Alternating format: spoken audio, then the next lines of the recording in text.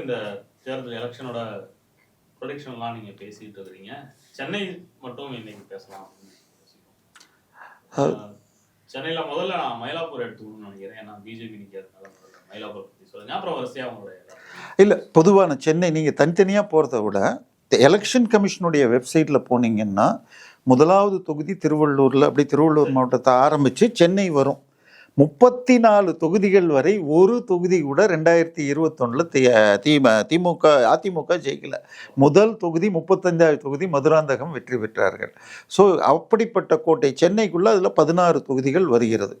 இப்போ 16க்கு 16 போன முறை கிட்டத்தட்ட சென்னைக்கு பிரபலமான 100% எடுத்த கூட்டணி ஜெயிச்சது.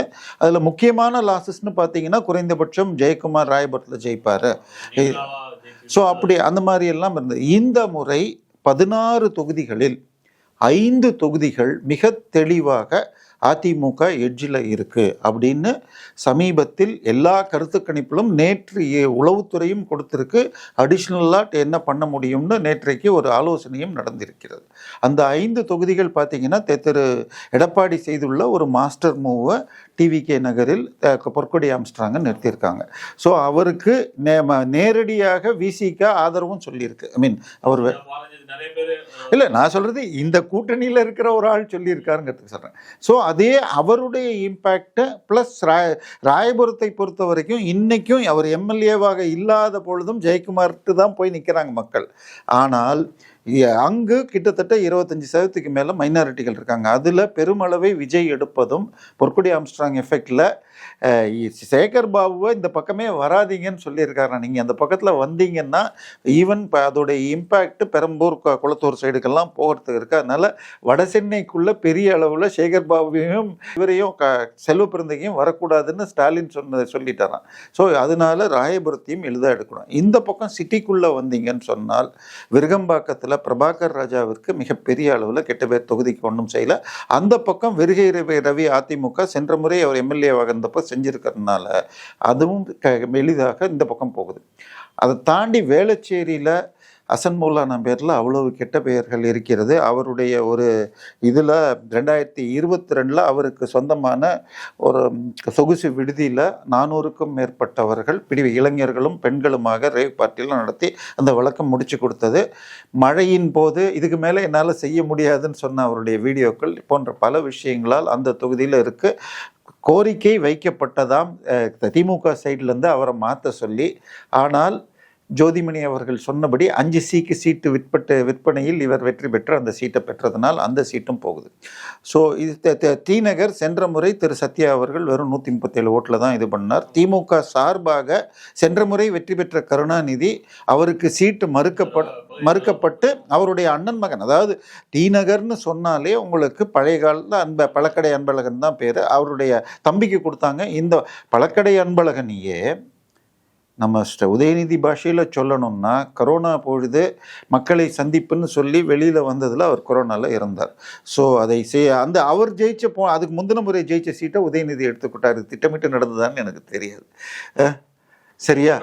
சேப்பாக்கம் அவர் 2016 அன்பழகன் ஜெயிச்சது சேப்பாக்கத்தான். ஸோ அதனால இந்த முறை இன்னொன்று கருணாநிதியுடைய மகள் இன்னைக்கு போய் டிவிகேல வேற சேர்ந்திருக்காருன்னு வருது. ஸோ அவர் தன்னுடைய கட்சி பதவியெல்லாம் ராஜினாமா பண்ணார். ஸோ இதுவும் சத்யாவும் ஜெயிக்கக்கூடும்.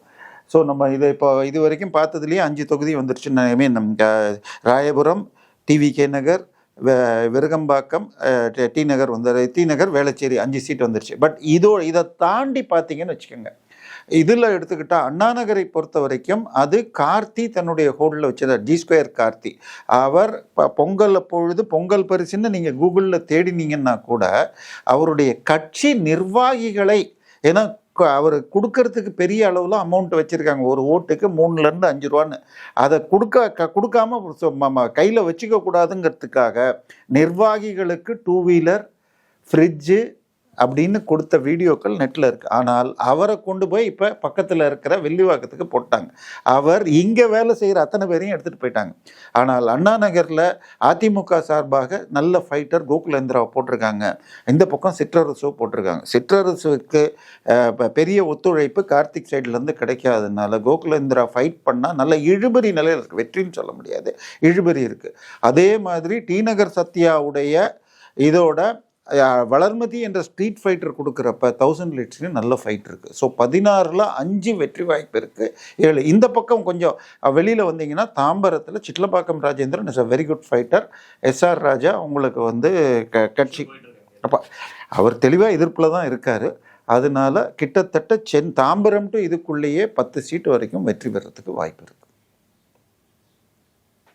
மயிலை நீங்கள் கேட்டீங்க. மயிலையை பொறுத்தவரை இப்போ சிக்கல் என்னன்னு சொன்னால் வேலுவிற்கு மிகப்பெரிய அளவில் கெட்ட பெயர் தொகுதியில் இருந்தால் கூட இப்போ பாஜகவுக்கு தாண்டி அங்கே மற்ற 2 வேட்பாளர்களும் ஓரளவு இப்போ இது பண்ணி டார்கெட் பண்ணி சீமான் அவர்கள் ஒரு பிராமின் நடத்தியிருக்காரு. இந்த பக்கம் இவருடைய திரு ஜோசப் விஜயுடைய ஆடிட்டர் நிற்கிறார். ஸோ அந்த ஓட்டு பிரிப்பில் வேலு தப்பிக்கிறதுக்கு தான் வாய்ப்பு அதிகமாக இருக்கிறது. ஆச்சா, அதை தாண்டி பார்த்தீங்கன்னா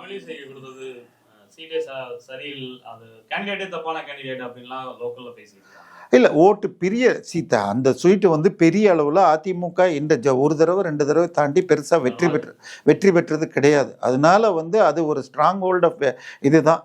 பட் தமிழிசை கொஞ்சம் அவசரப்பட்டு முதல் தடவையே ஏறினதுனால அந்த பேர் இன்னும் பெருசாக இருக்கே தவிர வேளச்சேரிக்கு கிட்டத்தட்ட பிஜேபி சார்பாக எஸ்.ஜே. சூர்யா மற்றும் இவர் இன்னும் டால்ஃபின் ஸ்ரீதர் ஒர்க் பண்ணியிருக்காங்க. இதில் வந்து இவங்க அறிவிப்புக்கு முன்னாடி வேற யாரோ தான் ஒர்க் பண்ணாங்களே தவிர ராஜ்குமார்லாம் ஒர்க் பண்ணாங்களே தவிர இல்லை இவங்க நல்ல கேண்டிடேட் தான். பட் அதை விட பிரிப்புகள் அதிகமாக இருக்குது. ஏன்னா அந்த இடத்துல பொறுத்த வரைக்கும் போன முறை கமல் கட்சியிலேருந்து ஒரு 10,000 ஓட்டுக்கு மேலே ஸ்ரீபிரியா நின்று வாங்கியிருக்காங்க.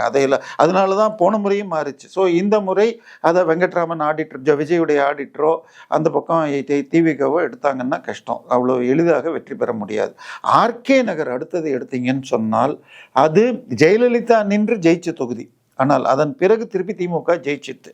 ஆனால் இந்த முறை விஜய் கட்சியின் சார்பாக சத்யபாமா காலேஜுடைய இது one of the directors Maria Wilson நிற்கிறார். அவர் மைனாரிட்டி ஓட்ஸையும் ஜென்சியும் பெரிதளவில் பிரித்தால் அங்கே கூட அந்த வாய்ப்பு இருக்குது. பக்கத்தில் இதோட எஃபெக்டையும் சேர்த்துக்கிட்டிங்கன்னா டிவிகே நகருடைய எஃபெக்டையும் சேர்த்துக்கிட்டிங்கன்னா வாய்ப்பு இருக்குது. கொளத்தூரில் கேட்கவே வேணாம், அது ஸ்டாலின் அவர்கள் ஹேண்ட்ஸ் ஆன். சேப்பாக்கமும் ஹேண்ட்ஸ் ஆன் வெற்றி. சேப்பாக்கில் நேற்றைய தினம் கிட்டத்தட்ட 20,000 மிக்சிகள் கொடுக்கப்பட்டதாம். கிட்டத்தட்ட 1 லட்சம் மிக்சிகள் வாங்கி வைக்கப்பட்டிருந்தாங்க. 2.25 லட்சத்துக்கு 1 லட்சம் மிக்சின்னு தான் என்னன்னு பார்த்துக்கோங்க. சரியா? இதை தாண்டி நீங்கள் மிச்சம் இருக்கிறது பார்த்தா பெரம்பூர் திரு விஜய் அவர்களுடைய சீட்டு.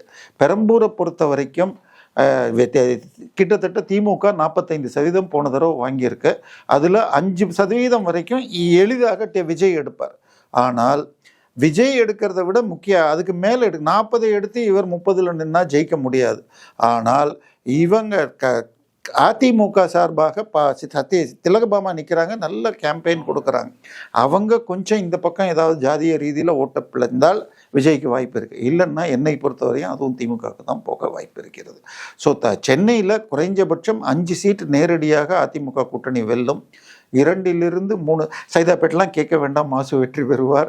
பல்லாவரமும் ஒரு ஃபைட் இருக்குது. ஏன்னா இப்போ திமுகவும் நிற்கல, அதிமுகவும் நிற்கல. திமுக சைட்டில் போன முறை நின்ற கருணாநிதி அவருடைய மகன் வீட்டில் ஏதோ ஒரு வேலைக்காரிக்கு துன்பம் கொடுத்தான்னாங்க. அதனால் அவங்க வந்து கூட்டணிக்கு கொடுத்துட்டாங்க, தேமுதிக கொடுத்துட்டாங்க. பட் தேமுதிகவில் நிற்கிறவர் கேப்டனுக்கு மிக நெருக்கமான அனகாபுத்தூர் முருகேசன். பட் அவரை எதிர்த்து இந்த பக்கத்தில் ஐஜேகே கொடுத்துருக்காங்க. அவங்க என்ன ஃபைட் கொடுக்குறாங்கன்னு எனக்கு தெரியல. பட் அவங்க ஐ திங்க் இது ரெட்டையில தான் நிற்கிறாங்கன்னு நினைக்கிறேன். அதனால ஃபைட் இருக்கலாம். பட் இல்லைன்னாலும் அந்த சீட்டு அங்கேயும் மைனாரிட்டிகள் அதிகம். அதில் விஜய் பிரித்தால் ஒரு ஃபைட் இருக்கலாமே தவிர திமுக கூட்டணிக்கு தான் வாய்ப்பு இருக்கும்னு நினைக்கிறேன்.